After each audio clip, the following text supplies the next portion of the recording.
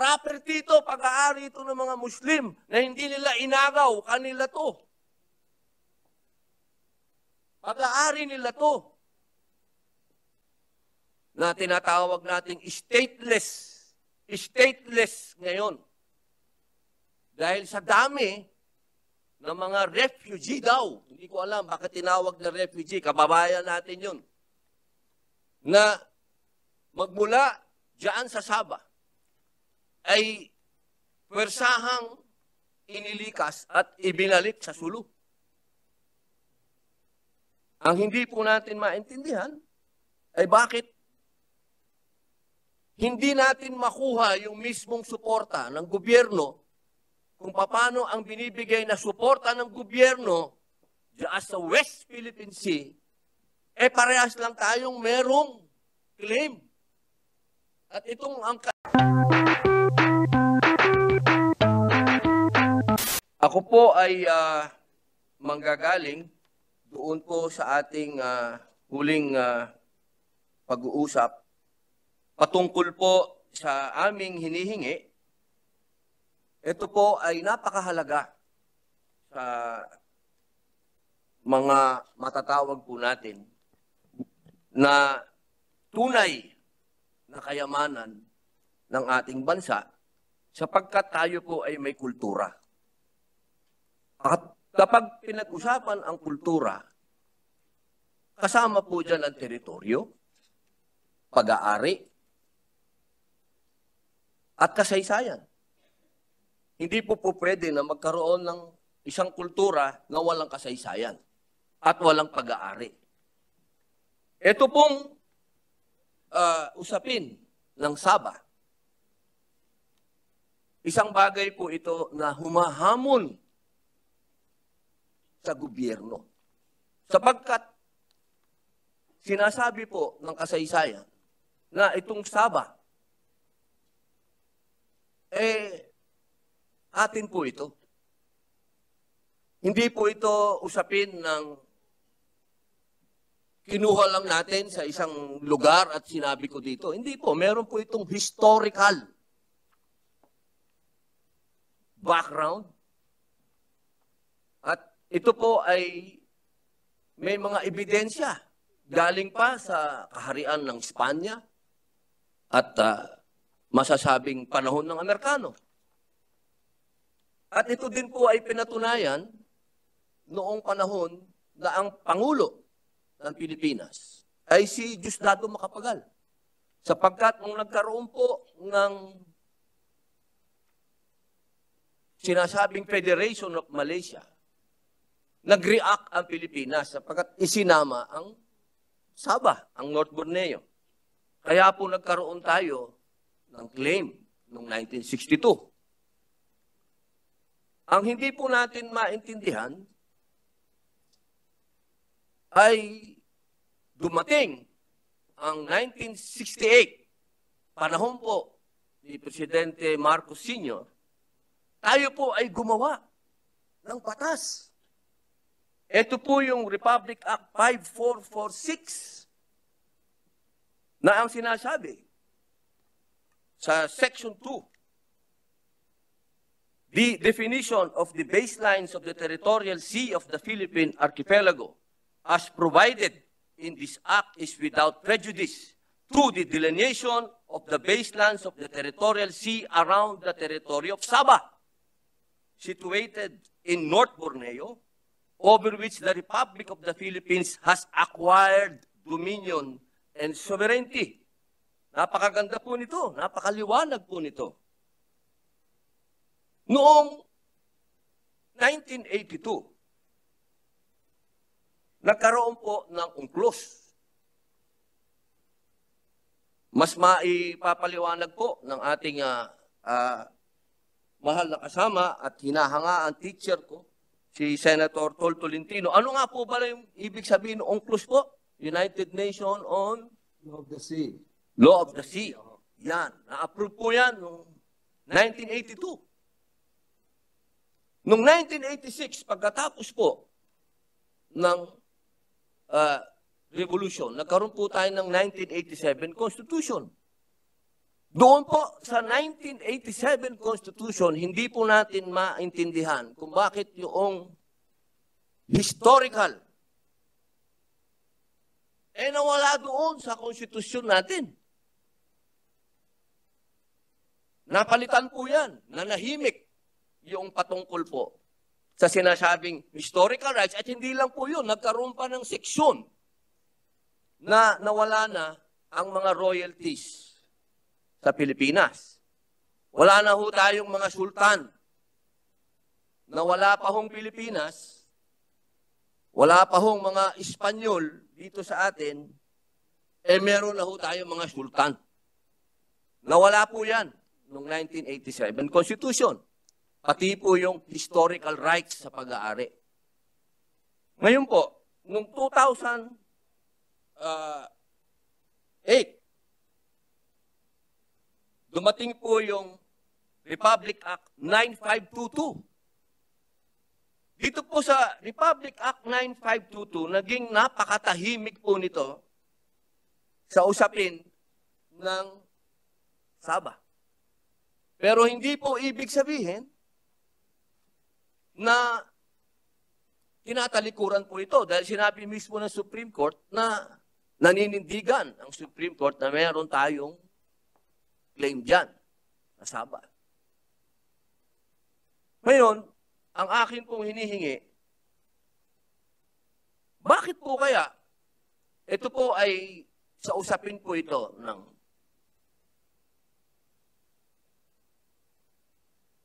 itong ginagawa natin na ito, itong baseline na ito, itong pag-aamenda natin, ito pong panukala po nyo na ito. Hinihingi po namin na wag tumahimik itong panukala na ito patungkol po dito sa Sabah. Sapagkat mahirap pong tanggapin, Ako lang po, personal ko ito. At alam ko, yan din ang nararamdaman ng ating mga kapatid na tinatawag nating stateless ngayon. Dahil sa dami ng mga refugee daw, hindi ko alam bakit tinawag na refugee, kababayan natin yun, na magmula dyan sa Sabah ay pwersahang inilikas at ibinalik sa Sulu. Ang hindi po natin maintindihan ay bakit hindi natin makuha yung mismong suporta ng gobyerno kung paano ang binibigay na suporta ng gobyerno diyan sa West Philippine Sea, parehas lang tayong merong claim. At itong ang kaibahan,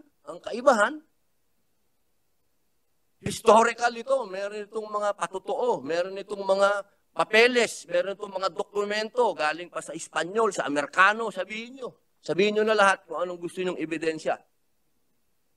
1982 lang yung UNCLOS. Hindi ko po sinasabi na wag natin kilalanin yung UNCLOS. Kilalanin po natin yan. Pero wag natin din kalimutan yung mga ibang treaty na nagpapalakas sa ating claim. Hindi po natin maintindihan. Hindi ko po sinasabi, sapagkat kung meron pong isang tao dito na naniniwala ako na nagmamalasakit sa claim ng mga Muslim dyan sa Sabah, ay si Senator Tolentino. Siya nga nagbigay sa akin ng lecture dyan. Ang dami niya dyan, ebidensya. Ang hinihingi lang po natin ay magkaroon tayo ng pantay na atensyon. Sapagkat sovereignty po ang Sabah, ang claim natin sa Sabah ay sovereignty. Hindi ko po sinasabi na awayin natin ang Malaysia. Wala po akong ganung intensyon. Wala po akong kahit na sinong kaibigan nating bansa ang awayin. Ang sinasabi ko lamang po, dapat sa ating local laws, sa ating mga pansariling batas, dapat ay matibay ang ating paninindigan na sa atin ang Sabah. Kung paano natin pinaglalaban na atin ang 200 nautical miles na sovereignty rights natin, ganun din natin ipaglaban ang sovereignty. Ang gobyerno natin sinabi, inclusive. Property ito, pag-aari ito ng mga Muslim na hindi nila inagaw, kanila to. Pag-aari nila to.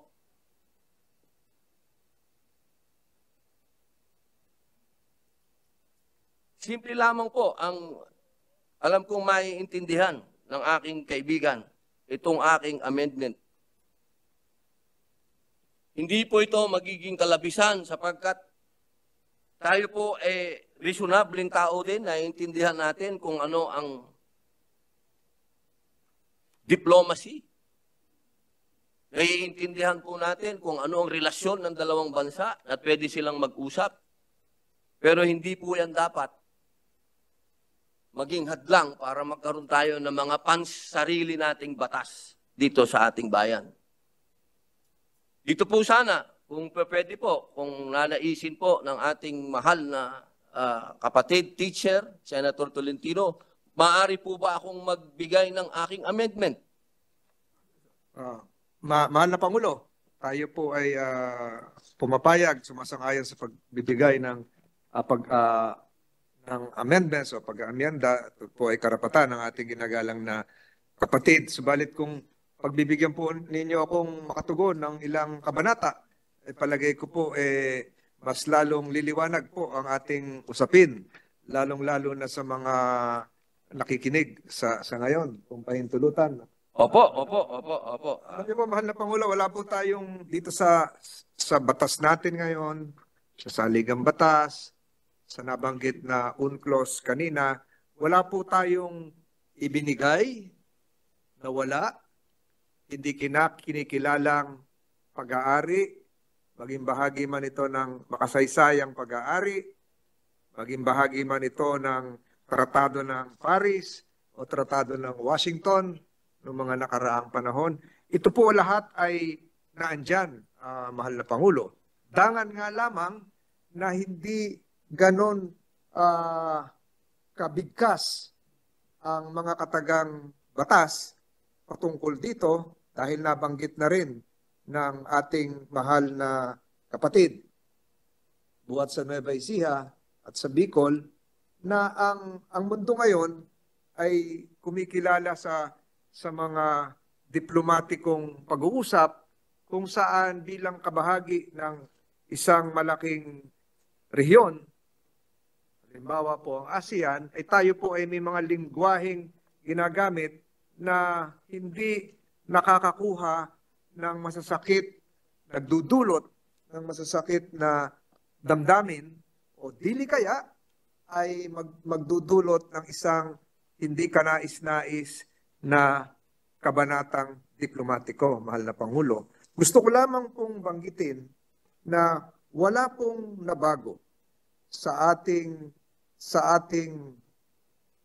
pag-aari, sa ating kinikilalang sariling bahagi ng ating kapuluan, simula doon sa mga dating saligang batas hanggang sa ngayon, mahal na Pangulo. At gusto ko pong idagdag natin na tama, meron pong mga batas kung saan nakalagay yung nabanggit ng ating kapatid patungkol sa Sabah.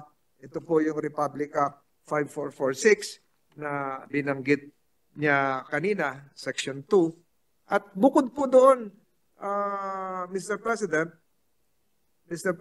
nakikita po natin nung tayo po ay nagkaroon ng interpellation at ito rin ating kapatid, ang ating nakapaliwanagan, ay atin pong pinaliwanag ng Marine yung katagang, and I quote, all other territories over which the Philippines has sovereignty or jurisdiction, unquote, would refer probably to that portion of North Borneo. So yung atin pong Article 1 ng ating saligang batas, kung idadagdag natin yung Section 2 ng Republic Act 5446 na hanggang sa ngayon po ay umiiral, ay magpapatunay na wala po tayong iniiwanan, tinatalikdan, at hindi na sinusulong na pag-aari patungkol po doon sa nabanggit ng ating mahal na kapatid. At magpapatunay po dito ang napakaraming kataga na nagbuhat sa kagalang-galang at kataas-taasang Korte Suprema kung saan doon po sa kaso ng Magallona versus Ermita ay sinabi, and I quote in English, yung ruling po ng Supreme Court, ang sinabi po nila ay the definition of the baselines, and I quote, the definition of the baselines of the territorialship of the Philippine archipelago as provided for in this act is without prejudice to the delineation of the territorial sea around the territory of Sabah, etc., etc. Ibig sabihin po, yung ruling ng Supreme Court is that it keeps open the door for drawing of the baseline. So wala po sa kasalukuyan, wala po tayong winawaglit, isinasa isang tabi, inalagay sa ilalim ng isang aparador, sa loob ng aparador. Buhay po lahat yan. Ang batas po natin ay buhay. At gusto ko pong kumuha sa isang talata, kasi po sa mahal na Pangulo, doon po sa UNCLOS, nung nilagdaan po ito. At ang isa po sa lumagda ay dating Secretary of Foreign Affairs, dating miyembro din po ng Senado, si Senator Arturo Tolentino. Sa UNCLOS po ay bawal po magkaroon ng isang reservation. Ang ginawa po ni Senator Tolentino ay gumawa po siya ng parang declaration or understanding. At ang nakalagay po doon sa declaration, pang-apat na talata in English, number 4, such signing, I'm now referring to the signing of the accession to the UNCLOS, such signing shall not in any manner impair or prejudice the sovereignty of the Republic of the Philippines over any territory over which it exercises sovereign authority, such as, binanggit po dito, yung Kalayaan Islands and the waters pertinent thereto.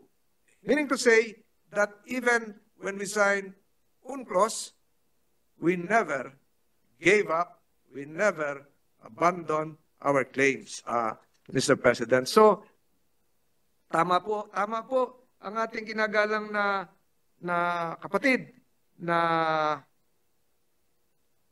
sa ginagawa niyang pagbibigkas ng kanyang salubin. Subalit gusto ko pong idagdag at bigyan ng diin na wala pong pagbabago. It has been there. It will remain there. It is part of our history. It is part of our culture. It is part of our legal regime. It is part of the international agreement we entered into called UNCLOS, and it has been recognized. UNCLOS, our membership in UNCLOS has been recognized by the entire diplomatic community. So it's there, Mr. President. Wala po tayo, maging sa batas na ating binabalangkas ngayon, ay wala po tayong inaabandona. Subalit, meron lamang mga kataga na hindi natin na ilalagay, sang-ayon na rin sa mga kasunduang ating pinasukan na lalong-lalo na yung United Nations Charter, kung saan lahat po ng resolutions ng conflict should be settled under the provisions provided for by the United Nations Charter, which would refer to peaceful settlement and negotiations without derogating Philippine sovereignty. Yun lamang po ang may dadagdag ko sa bilang tugon sa pananaw na ginagalang natin ng ating kapatid na buhat sa Nueva Ecija at sa rehiyon ng Bicol, Mr. President. Salamat po, mahal na kapatid, Senator Padilla. Maraming salamat po. Mahaba yung explanation ng ating professor. Opo, Please proceed. napakaganda po ng kanyang masasabi ko pong another lecture from the teacher, Senator Tolentino. Napakaganda po. Alam niyo po, ito po ay tatanawin na utang na loob sa inyo ng marami nating mga kapatid sapagkat matagal na po namin inaantay na magkaroon uli ng batas na magbibigay ng lakas ng loob sa ating mga kapatid na nandyan pa rin ang gobyerno ng Pilipinas at kakampi nila. Ito po yung aking amendment. Handa na po bang pakinggan ng ating teacher? Buong pagbubukas po ng kaisipan, damdamin at puso ang aking magiging paghahanda. Isang Babaysihano at isang Batanggenyo ang nagtatagalugan dito, mahal na Pangulo. Ito na po. On page 6, dito po sa inyo pong panukala, page 6. And I think, Mr. President, we have the same clean copy dated February 20, 2024, Yes. coming from the Secretariat. Page 6. Opo. Yes, Your Honor. Lines 23 to 25, section 19, Section 19. amend the last paragraph to read as follows. All other laws, presidential decrees, executive orders, rules and regulations, proclamations, and other issuances, inconsistent with or contrary to the provisions of this act are deemed amended or repealed accordingly, provided that nothing in this act shall be construed as repealing Section 2 of Republic Act Number 5446 as amended by Republic Act Number 9522 or an act to define the baselines of the territorial sea of the Philippines. Can we, Mr. President, can we hear again the last line? The title of Republic Act 9522 was mentioned. What about Republic Act 5446? Basahin ko po ulit. Opo. Apo. Ito po yung idinagdag namin, mahal na Senator Tolentino. Pagkatapos po ng colon, provided that nothing in this act shall be construed as repealing Section 2 of Republic Act Number 5446, as amended by Republic Act Number 9522, or an act to define the baselines of the territorial sea of the Philippines. The exact wording for our historical legislative records, Mr. President, the exact wording of Section 2 of Republic Act 5446, Mr. President. Pakibasa po siguro yung Apo. kung ano po yung Section 2 ng Republic Act 5446 na gusto nyong kahit hindi po ilagay yung buong section, yung pangalan, yung nilalaman po ng Section 2 5446. Opo, mahal na Pangulo. Ang sabi po dito sa Republic Act Number 5446, Section 2, the definition of the baselines of the territorial sea of the Philippine archipelago as provided in this act is without prejudice to the delineation of baselines of the territorial sea around the territory of Sabah, situated in North Borneo, over which the Republic of the Philippines has acquired dominion and sovereignty. Yun po yung nasa RA 5446, Sa Tagalog po, ang kahulugan ng mga baseline ng territorial sea ng Philippine Archipelago, gaya ng sinasaad sa batas na ito, ay hindi makahadlang sa delineasyon ng mga baseline ng territorial sea sa paligid ng teritoryo ng Sawa na matatagpuan sa North Borneo, kung saan ang Republika ng Pilipinas ay nakakuha ng kapangyarihan at soberenya. Thank you, Mr. President. Mr. President, since mention was made by the good gentleman from Nueva Ecija and the Bicol region of Republic Act 9522. This representation, Mr. President, would probably be amenable to a modified version of his proposed amendment. I am particularly highlighting Section 2 of Republic Act 9522. And if I may be allowed to read now, Section 2 of Republic Act 9522, which is the act that amended the law previously cited by the good gentleman from Nueva Ecija, refers to, and I quote Section 2, the baselines in the following areas over which the Philippines likewise exercises sovereignty and jurisdiction shall be determined as regime of islands, quote unquote, and under the Republic of the Philippines, consistent with Article 121 of the United Nations Convention on the Law of the Sea, UNCLOS, letter A, the Kalayaan Island Group, as constituted under Presidential Decree 1596, and Bajo de Masinloc, also known as the Scarborough Shoal, Mr. President. Ang counter-proposal ko po rito, Mr. President, kung atin pong ilalagay ang Republic Act 5, Section 2, 5446, ay ilagay na rin natin po ang Kalayaan Island Group at ang Bajo de Masinloc o Scarborough Shoal na nakasaad po sa Section 2 na Republic Act 9552.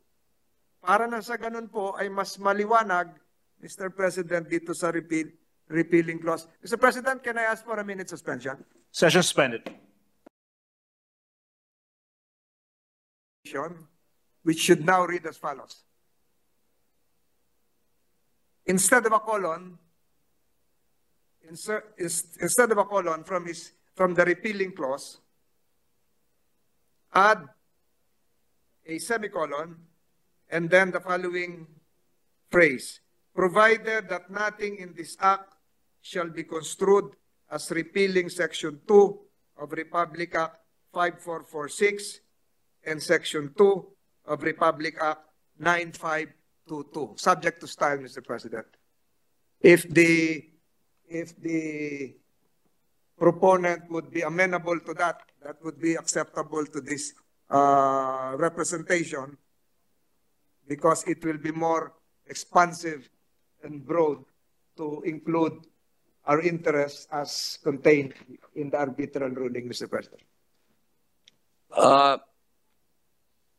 Mahal na Pangulo, 9522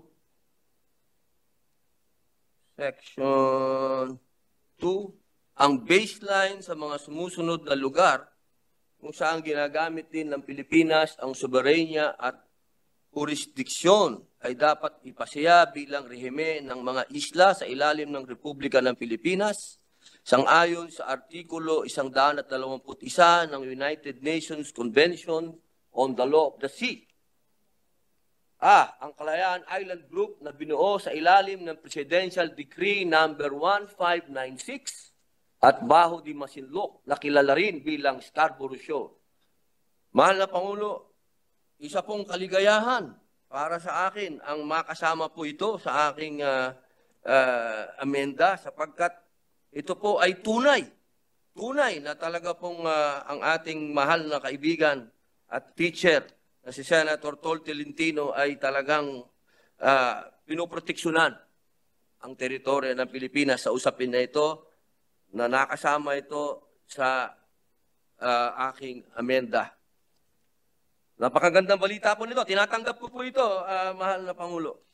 Mr. President, to limit the confusion of our stenographers here, let me rephrase with the indulgence of Senator Padilla, Your Honor, let me rephrase the new last sentence of the repealing clause. All other laws, comma, presidential decrees, comma, executive orders, comma, rules and regulations, comma, proclamations, comma, and other issuances inconsistent with or contrary to the provisions of this act are deemed amended or repealed accordingly, semicolon, provided that nothing in this act shall be construed as repealing Section 2 of Republic Act 5446 and Section 2 of Republic Act 9522.